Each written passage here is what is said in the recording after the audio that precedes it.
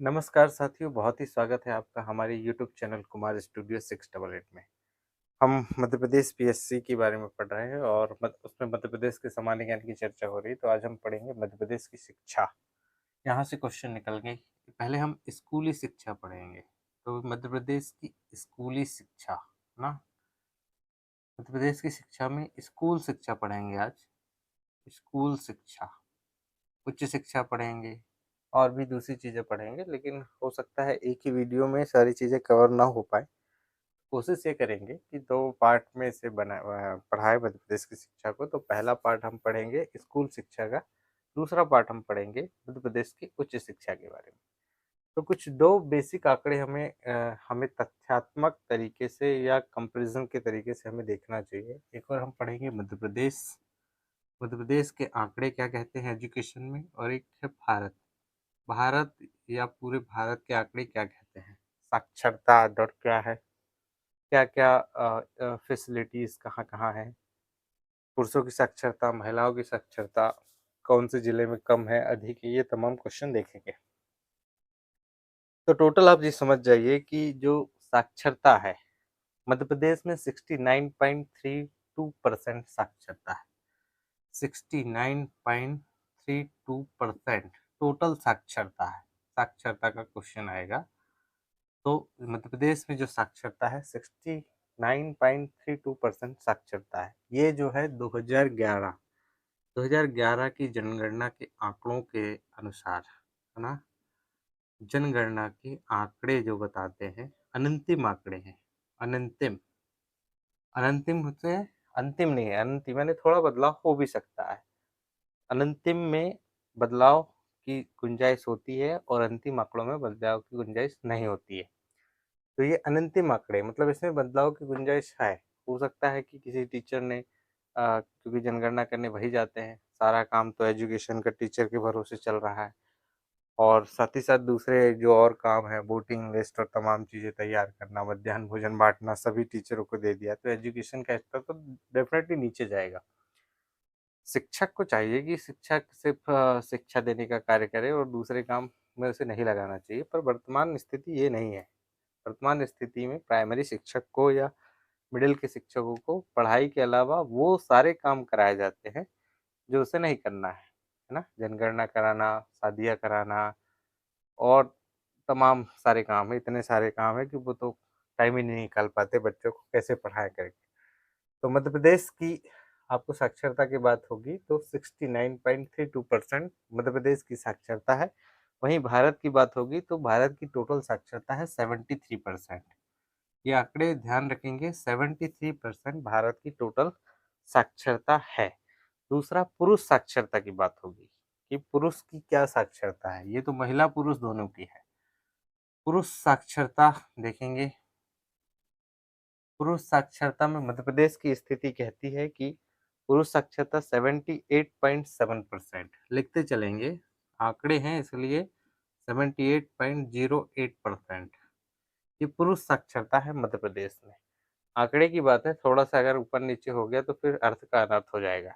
इसलिए देख लो, पढ़ा लो, वो ज़्यादा अच्छा है।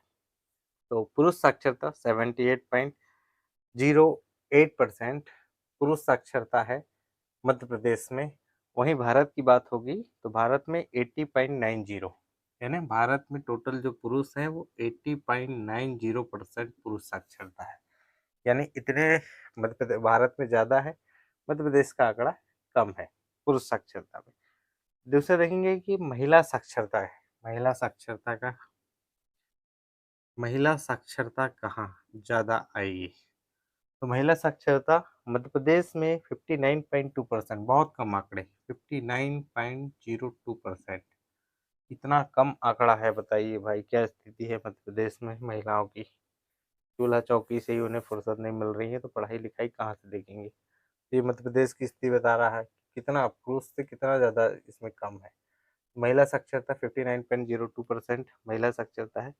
लेकिन बावजूद इसके आगे अगर रिजल्ट आते हैं अभी, जैसे 8th का आया, 5th का आया और जो भी क्लास के रिजल्ट आ रहे हैं, 10th के आने वाले हैं, 12th के आने वाले हैं, उसमें जो टॉपर हैं वो महिलाएं ही हैं, या सॉरी जो बच्चियां हैं वही टॉपर हैं। तो उसका सीधा-सा कारण ये है कि भले साक्षरता कम है, पर पढ़ाई में इनकी लगन थोड़ा अच्छी है, या ये कैप्चर करने की कैपेसिटी लड़कों की अपेक्षा इनकी ज़्यादा है। लड़के जो होते हैं वो कैप्चर नहीं कर पाते, उसके बहुत सारे कारण हैं, सामाजिक कारण, राजनीतिक कारण और दूसरे कारण, है ना? 5वीं, 8वीं, 10वीं, 12वीं में भी भगवा झंडा लेकर या तमाम धार्मिक झंडे लेकर वो राजनीति चमकाने में लग जाते हैं, है ना? यूथ ब्रिगेड और यूथ संघ अध्यक्ष और प्रदेश अध्यक्ष और तमाम बन जाते हैं। लेकिन महिलाओं के पीछे ये स्थिति नहीं है, उनका सीधा-सा फ़ोकस होता है कि अगर महिलाएँ दुहिता हैं, दुहिता मतलब होता है 2 कुलों का हित करने वाली, जहाँ रहती हैं वो भी मायका पक्ष, और जहाँ जाती हैं ससुराल शादी के बाद में वो पक्ष। अगर एक महिला ठीक तरीके से पढ़ ले तो वो 2 कुलों का तारनहार बन जाती है, या 2 कुलों को, 2 घरों को सँवारने वाली बन जाती है। कुछ तो सँवार देती हैं, कुछ तो बिखेर देती हैं। तो आप सँवारने वाले बनिएगा, बिखेरने वाले मत बनिएगा, क्योंकि इतिहास गवाह है कि जिसने बिखेरने का काम किया है, उनकी आने वाली पीढ़ी ने उन्हें कभी माफ़ नहीं किया है। तो कोशिश ये रहे कि हमेशा किसी दूसरे को सँवारा जाए, ना कि उसे बिखेरा जाए। वर्तमान में बहुत सारे ऐसे एग्ज़ाम्पल मिलते हैं, और शिक्षा की स्थिति भी यही है कि हमारे भारत में जो शिक्षा की स्थिति है वो बहुत ही दयनीय है। दयनीय से तात्पर्य ये है कि हम जो है दूसरे की नकल से काम कर रहे हैं, अपनी खुद की अकल से काम नहीं कर रहे हैं। हर चीज़ हमें दूसरा देता है कि ऐसा करो तब अब ये होगा। अब आप देख लीजिए, हमारे भारत के इतिहास और विश्व का इतिहास जब आप पढ़ेंगे तो उसमें एक वाक्यांश आता है कि जब सिकंदर विश्व विजेता भारत विजय की ओर निकला, कि अब भारत को विजय करना है, तो उसके जो गुरु हुए वो हुए अरस्तु, और वो अकेले विजय की ओर नहीं आ रहा है, यानी अरस्तु के विचार विजय लेकर आ रहे हैं। भारत में जो उस समय के तत्कालीन राजा थे चंद्रगुप्त मौर्य, उनके जो गुरु थे वो थे आचार्य चाणक्य। अब दोनों महान देश हैं, यानी हम बात करें कि अरस्तु की, तो अरस्तु भी एक दार्शनिक है जो यूनान के बहुत फेमस दार्शनिकों में उनकी प्रतिभा शामिल होती है। वहीं भारत की बात करें तो उसमें चाणक्य जो है वो बहुत अच्छे गुरु में से एक हैं। गुरु जो होता है वो हमेशा लोगों को रास्ता बताता है, पथ प्रदर्शक होता है। जैसे कि रास्ता होता है कि रास्ता जो है गुरु के समान है, यानी गुरु रास्ता है और उस पर चलने वाले विद्यार्थी है। तो रास्ता कहीं नहीं जाता, विद्यार्थी को मंजिल तक पहुंचाने का काम गुरु करता है। तो वही अब देख लीजिए भारत के इतिहास में कि आचार्य चाणक्य वही काम कर रहे हैं कि अपने जो शिष्य है उसे टीच कर रहे हैं, उसे पढ़ाने का काम कर रहे हैं, लेकिन उन्होंने कभी शस्त्र नहीं उठाया। उन्होंने शिक्षा दी, और शिक्षा के दम पर उनके विद्यार्थियों ने शस्त्र उठाया और संपूर्ण भारत को एकाग्र या एक एक करने की बात हुई। मौर्य साम्राज्य की स्थापना की। नंद साम्राज्य को पराजय करने के बाद मौर्य साम्राज्य आया। तो जब सिकंदर भारत आया तो उसके विचार तो थे नहीं, उसके गुरु के विचार साथ में थे, अरस्तु के विचार साथ में थे। वहीं भारत में जो चंद्रगुप्त मौर्य थे, तो इनके विचार तो थे नहीं, इनके जो गुरु थे चाणक्य, उनके विचार थे। अब यहाँ पर गुरुओं के विचार की लड़ाई है, यहाँ पर उनके शिष्य जरूर लड़ रहे हैं, लेकिन उनके पीछे एक बहुत बड़ा संबल कार्य कर रहा है। और जब वापस चला जाता है, बीच लड़ाई में सिकंदर बाहर चला जाता है, और उसका जो सेनापति है सिकंदर का, सेल्यूकस निकेटस, जब वो लड़ता है और बीच में उनकी संधि होती है, तो कूटनीतिक तरीके से किस तरीके से चाणक्य ने डील किया वहाँ पर, कि उसे उसकी अपनी पुत्री का विवाह चंद्रगुप्त मौर्य के साथ करना पड़ा। ये एक राजनीतिक विषय हो सकता है उस समय समकालीन इतिहास में, लेकिन हम देखेंगे कि गुरु ही महान होता है। अगर चाणक्य नहीं होते तो शायद चंद्रगुप्त होते ही नहीं। तो ऐसे हजारों चाणक्य हैं, लेकिन वो चंद्रगुप्त बनाना नहीं चाहते।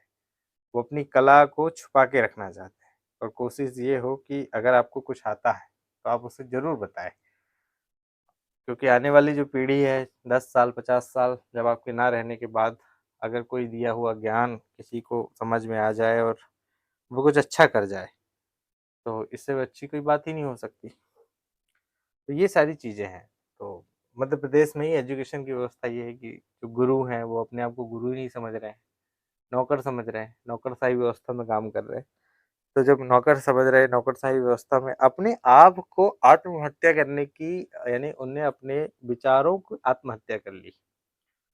तो ये चीज़ें नहीं होनी चाहिए एजुकेशन में। एजुकेशन में स्वतंत्र विचार होने चाहिए, और स्वतंत्र विचार में पक्ष भी हो और विपक्ष भी हो। ये एक समृद्ध, या हम कहें लोकतांत्रिक शासन व्यवस्था के लिए बहुत ज़रूरी है। हम पढ़ाते और कुछ हैं, करते और कुछ हैं, तो फिर थोड़ा उसमें अंतर है।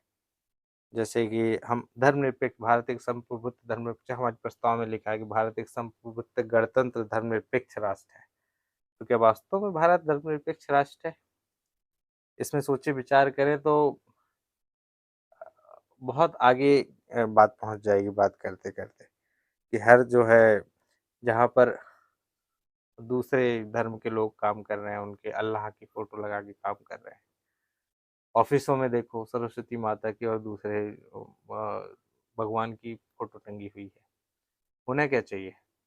धर्मनिरपेक्ष है तो सभी धर्मों का ठीक तरीके से आदर हो। व्यक्तिगत धार्मिक स्वतंत्रता हो सकती है, पर सामाजिक नहीं हो सकती। इस बारे में ध्यान रखना चाहिए। इसमें मेरी भी बातों में बहुत सारे सहमत हो सकते हैं, नहीं भी हो सकते। बहरहाल हम इस पे बात नहीं कर देंगे। साक्षरता, महिला साक्षरता, पुरुष साक्षरता की बात चल रही है, तो देखेंगे कि महिला साक्षरता जो है मध्य प्रदेश में 59.02% महिला साक्षरता है। वहीं भारत में बात करेंगे 64.60, भारत में है 64.60% टोटल महिला साक्षरता है। बहुत ही कम है, पुरुषों की अपेक्षा देख लीजिए कितनी कम है। बोर्ड में तो आपको स्पष्ट ही नजर आ जाएगा, है ना। सर्वाधिक साक्षर वाला जिला, मध्य प्रदेश में सर्वाधिक साक्षर वाला जिला अगर पूछेगा तो सर्वाधिक साक्षर वाला जिला, साक्षर वाला जिला क्या है भाई, बताओ कमेंट करके। जबलपुर। मध्य प्रदेश में सर्वाधिक साक्षर वाला जिला है जबलपुर, और जबलपुर की जो साक्षरता है यह 81.1% टोटल साक्षरता। मध्य प्रदेश में सबसे साक्षर जिला जबलपुर है। इससे पहले नरसिंहपुर था, पर नरसिंहपुर बीट हुआ और जबलपुर आगे निकल गया। महाकौशल क्षेत्र मध्य प्रदेश का बहुत आगे है एजुकेशन में। एजुकेशन हब तो इंदौर को माना जाता है, पर जबलपुर भी उससे कम नहीं है। एजुकेशन में साक्षरता जबलपुर की बताई जा रही है। दूसरा यह है कि सबसे कम साक्षर वाला जिला, अब यहाँ ज़्यादा हो गया कम।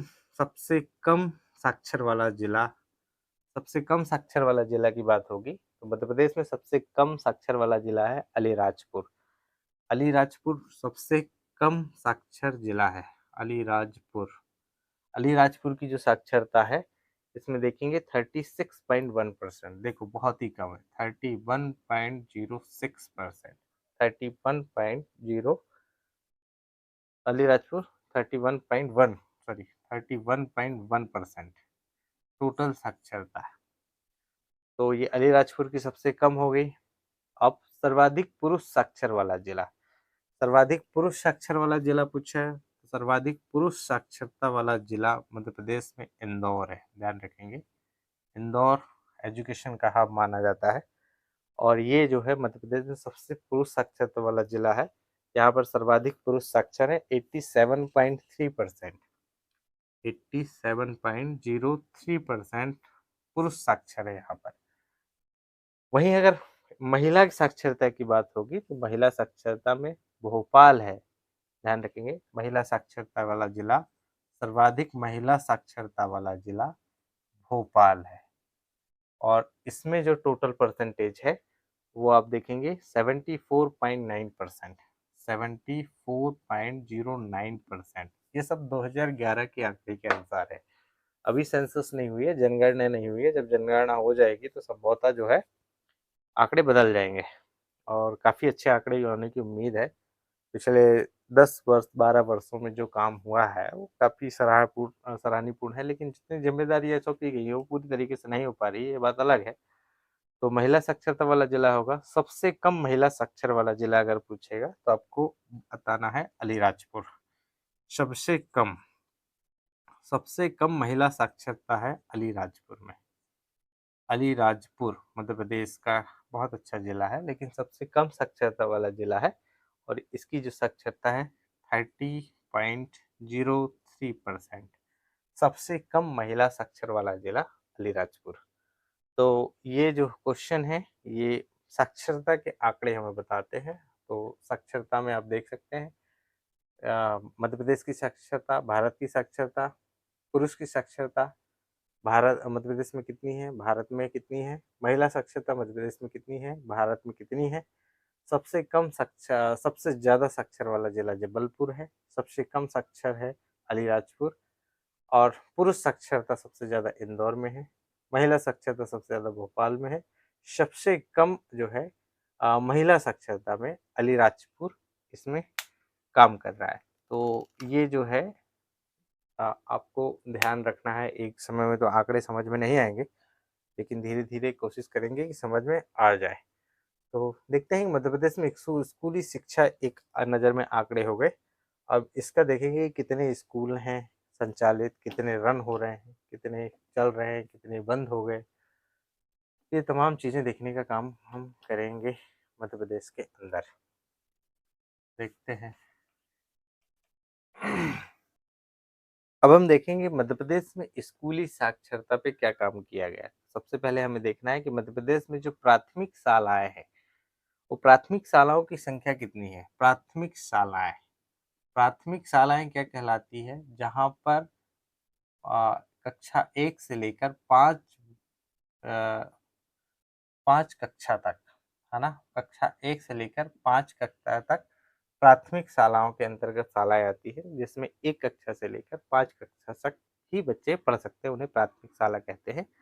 ऐसी शालाओं की संख्या प्रदेश में कुल है 80,807, यानी 80,807 जो है कुल प्राथमिक शालाएं मध्य प्रदेश में है। वहीं शासकीय माध्यमिक शालाएं, है ना, माध्यमिक शालाएं जो होंगी, शासकीय की बात हो रही, प्राइवेट की बात नहीं हो रही। प्राइवेट का योगदान तो बहुत ही ज्यादा है। माध्यमिक जो शाला है वो कितनी है, तो माध्यमिक शालाओं की कुल संख्या कितनी है मध्य प्रदेश में देखेंगे 30,228। ये भी आंकड़े आपको रखना है। जो माध्यमिक शाला होती है कक्षा 6 से लेकर 8 तक, है ना, कक्षा 6 से लेकर 8 तक माध्यमिक शालाओं में पढ़ाई होती है, और इनकी जो संख्या है मध्य प्रदेश में 30,228, है ना, 30,228 माध्यमिक शालाएं हैं जो संचालित हो रही है। हाई स्कूलों की संख्या बात करेंगे कि शासकीय हाई स्कूलों की संख्या कितनी है ना। हाई स्कूल में कक्षा 9 और 10 सम्मिलित होती है। कक्षा 9 और 10 हाई स्कूल के अंतर्गत आती है। तो हाई स्कूलों की जो संख्या है मध्य प्रदेश में 4,998, है ना, 4,998, 4,998 कुल हमारे पास हाई स्कूलों की संख्या है। वहीं हायर सेकेंडरी स्कूलों की संख्या क्या है देखेंगे। Higher secondary school high school, इसमें कक्षा 11 और 12 दो क्लास में सम्मिलित होती है हायर सेकेंडरी में, जिसमें संकाय भी होते हैं। आपको तो पता ही होगा, आर्ट्स है, कॉमर्स है, साइंस है, बायोलॉजी है, होम साइंस है, और भी कॉमर्स है। ये जो संकाय होते हैं इसके अंतर्गत जो टोटल शालाएं है हमारे मध्य प्रदेश में 4,238, 4,238 कुल हमारे पास हायर सेकेंडरी स्कूल है। तो कितना इसमें देखो, प्राथमिक में 80,807, माध्यमिक में आपको 30,228 मिलेंगी।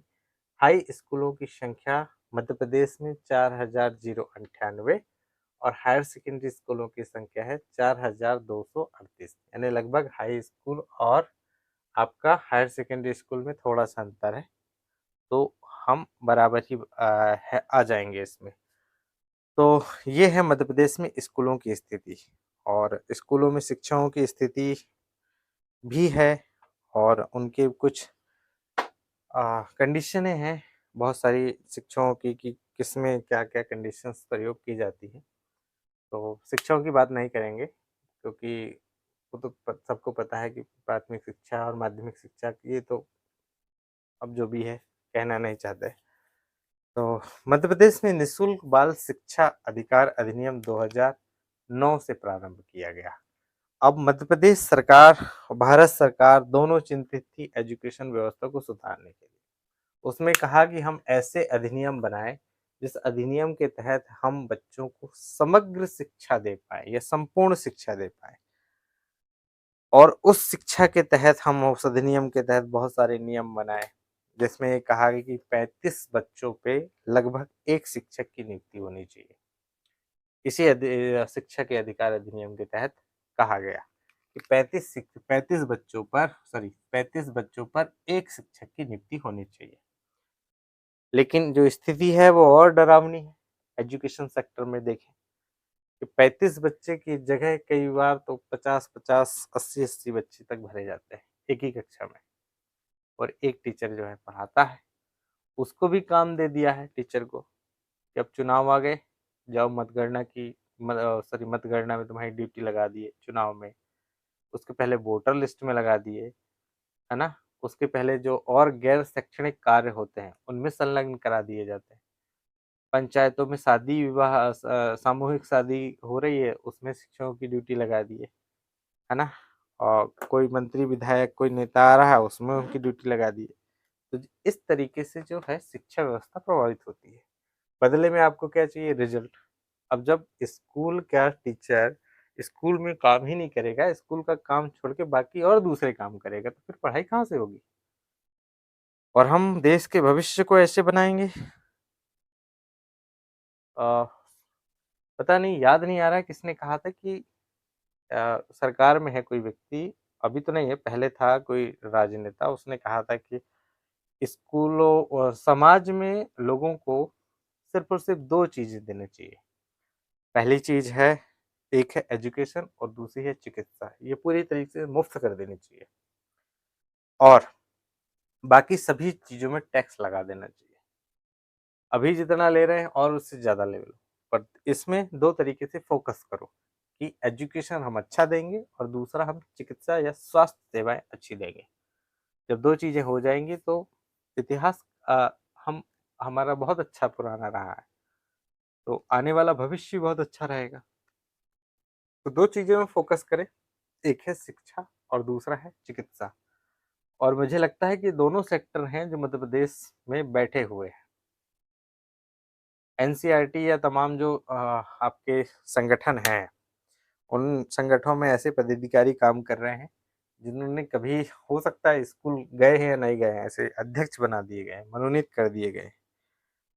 सरकार की मंशा चलती है, कभी वो हाँ एनसीईआरटी में सिलेबस में बदलाव करके भगत सिंह को, सॉरी सीबीएसई में बदलाव करके भगत सिंह को क्रांतिकारी न मानकर देशद्रोही मान लेते हैं, फिर माफी भी मांग लेते हैं। तो इस तरीके की चीजें होती रहती इतिहास को पढ़ने की। अभी आया था थोड़े दिन पहले कि हम मुगल को जो है डायनेस्टी नहीं पढ़ाएंगे या मुगल साम्राज्य हम इतिहास में नहीं पढ़ाएंगे।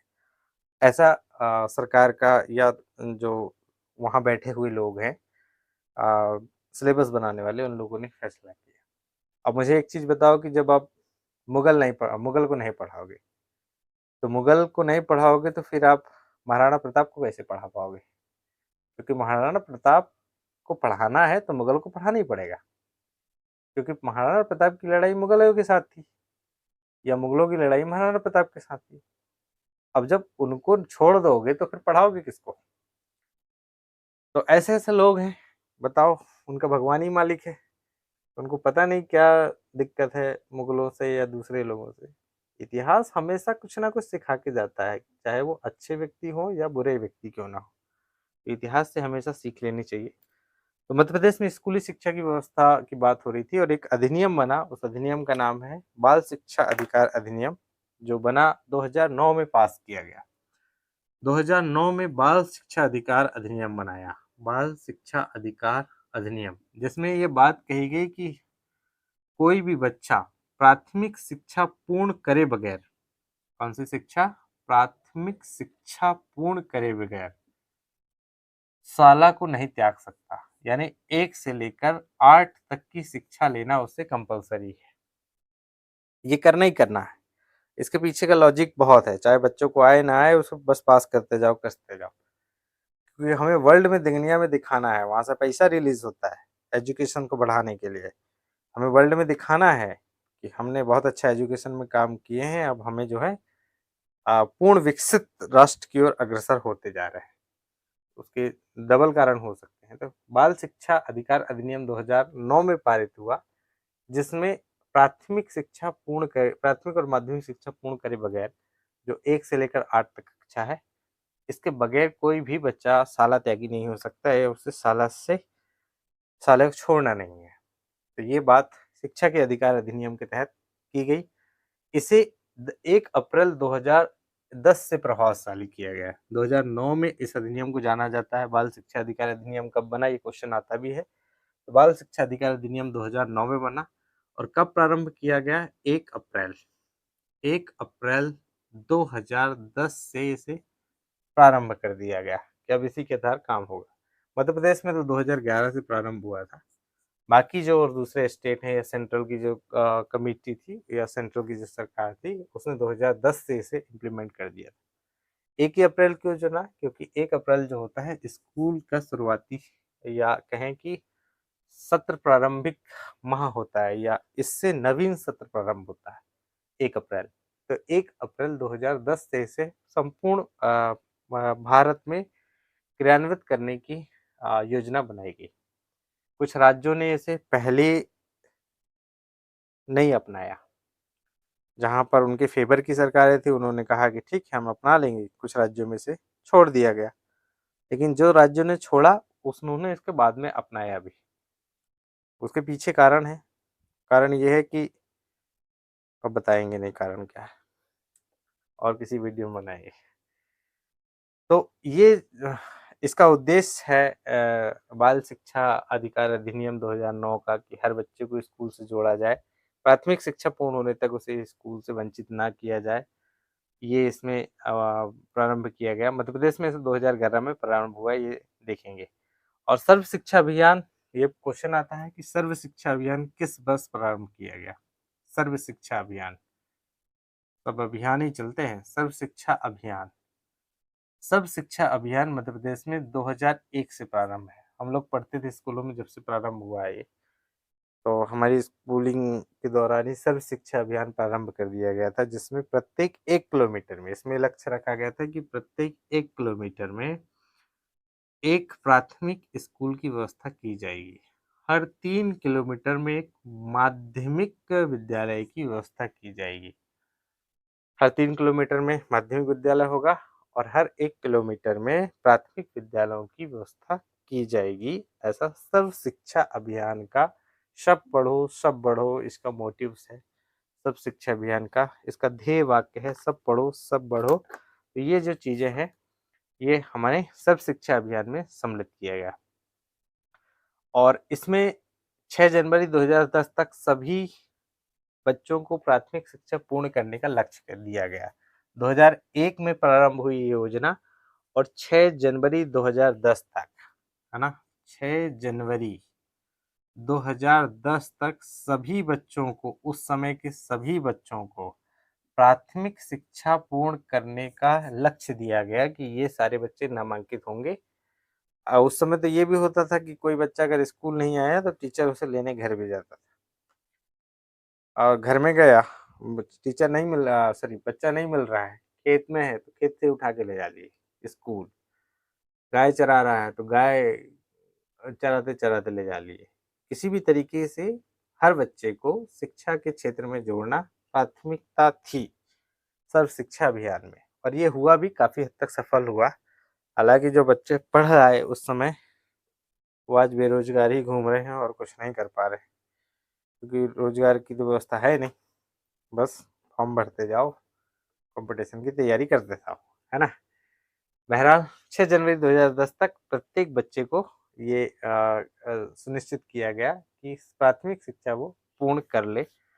उत्कृष्ट विद्यालय क्या होते हैं, इनके बारे में थोड़ा सा देखेंगे ना, मिटा दूं फिर भी देखते हैं। उत्कृष्ट विद्यालय,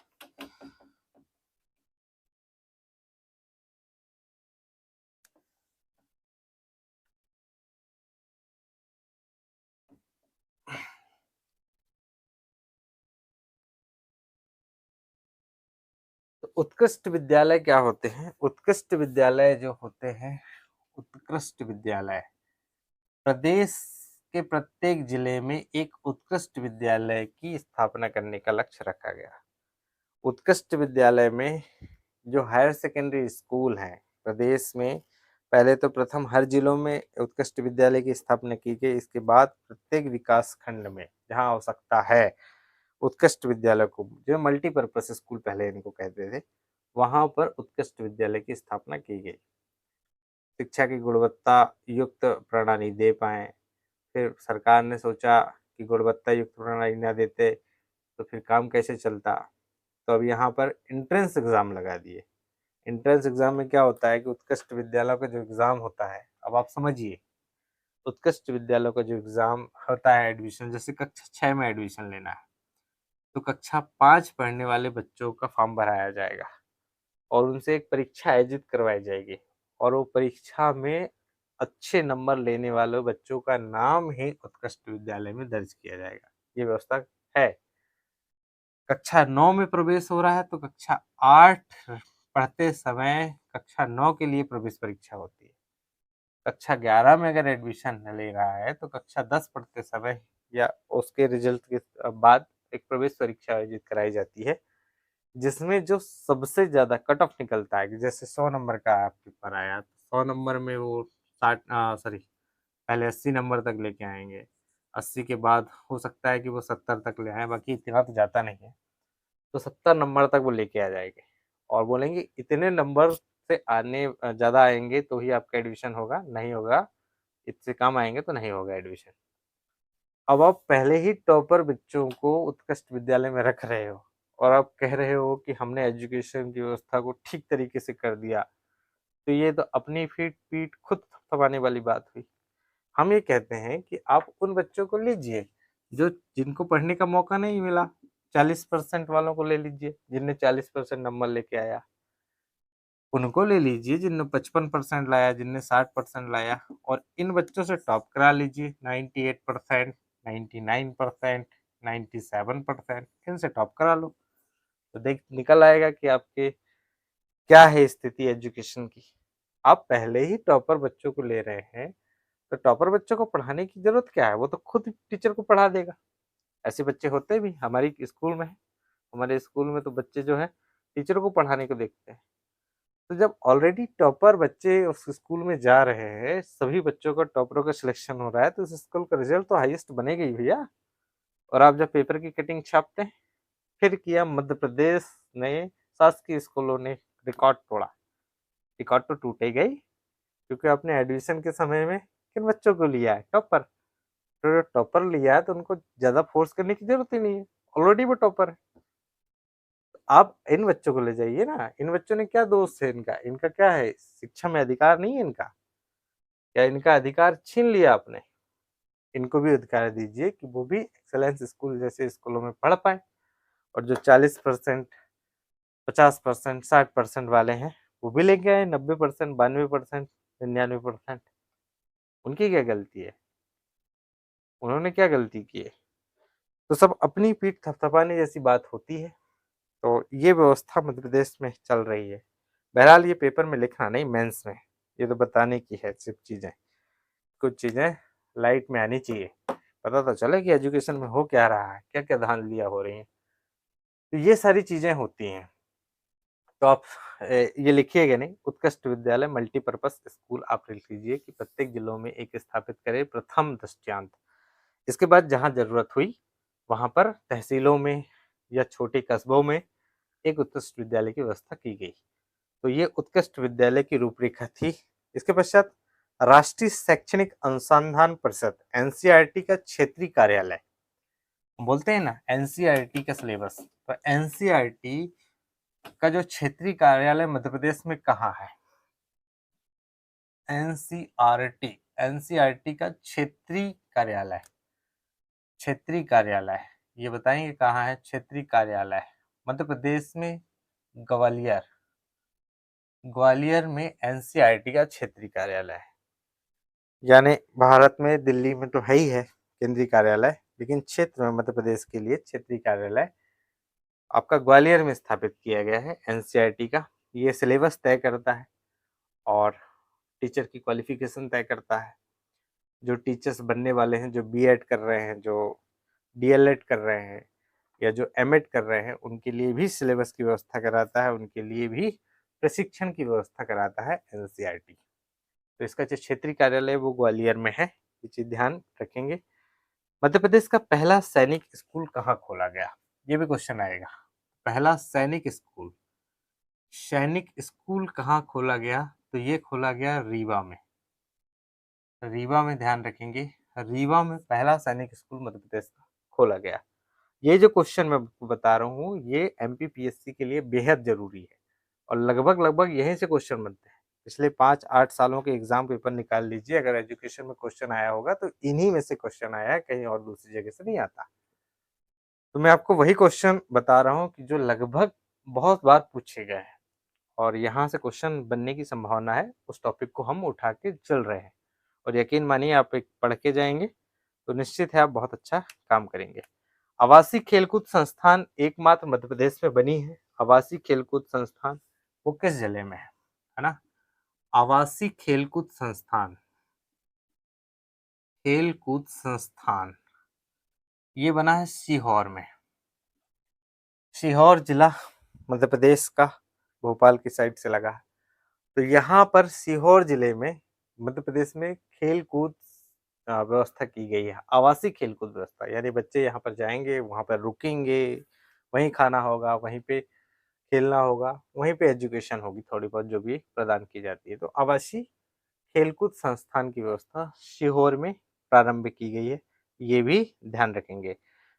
पैदल सेना स्कूल है ना। अब ये पैदल सेना स्कूल या इसको थल सेना भी कह सकते हैं ना। पैदल सेना स्कूल मध्य प्रदेश में कहाँ है, तो ये महू में है। महू कहाँ है? इंदौर के पास। डॉक्टर अंबेडकर की जन्मभूमि है ना। यहाँ से नदी निकलती है, चंबल नदी महू की, जाना पाओ पहाड़ी से, वहीं से निकलती है वो। तो पैदल स्कूल जो है सेना का ये महू में है, ये भी आपको ध्यान रखना है। प्रथम किसान विद्यालय जबलपुर में स्थापित किया गया है ना। मध्य प्रदेश का प्रथम किसान विद्यालय जबलपुर में बनाया गया है। जबलपुर में कृषि विश्वविद्यालय भी है, पंडित जवाहरलाल कृषि विश्वविद्यालय। मध्य प्रदेश में शायद 2 ही है गवर्नमेंट कृषि विश्वविद्यालय। एक है सॉरी आपका जबलपुर में, हाँ जबलपुर में आपका ये पंडित जवाहरलाल नेहरू कृषि विश्वविद्यालय, और दूसरा आपका ग्वालियर में है, गजरा राजे नहीं, सिंधिया माधव सिंधिया ऐसा कुछ है, नाम याद नहीं आ रहा। तो वो 2 ही हैं, लगभग उसी की ब्रांचेस पूरे मध्य प्रदेश में चलती हैं। तो मध्य प्रदेश में किसान विश्वविद्यालय की स्थापना की गई जो जबलपुर में है, किसान विद्यालय। थल सेना का शस्त्र स्कूल है ना। थल सेना का शस्त्र स्कूल तो थल सेना का शस्त्र स्कूल भी जबलपुर में है, ध्यान रखेंगे। आर्मी व्हीकल फैक्ट्री भी जबलपुर में है। तो यहाँ पर शस्त्र बनते भी हैं और शस्त्र बनाने की ट्रेनिंग भी दी जाती है नए नए तरीके से। तो शस्त्र स्कूल जो है वो जबलपुर में संचालित किया जा रहा है शासन के प्रयास के द्वारा। तो ये एक दृष्टांत स्कूली शिक्षा में मध्य प्रदेश है। तो यहाँ से क्वेश्चन बनते हैं और उन क्वेश्चनों को हम एक बार देख लेंगे तो निश्चित तरीके से हम जो संभावित क्वेश्चन है आने वाले एमपीपीएससी में या एमपीएसआई में या पुलिस कांस्टेबल में या फॉरेस्ट गार्ड का एग्ज़ाम या पटवारी का एग्ज़ाम तो लगभग हो ही चुके हैं। तो इन एग्ज़ामों में बहुत हमारी मदद हो जाएगी। आने वाले और भी एग्ज़ाम हैं, जैसे पीएससी के डबल एग्ज़ाम साथ में आने वाले हैं, एक तो अभी है और एक इसके बाद पेंडिंग में है, तो वो भी जल्दी हो जाएगा। मेंस भी है। तो आई think it's enough for today, time भी ज़्यादा हो गया।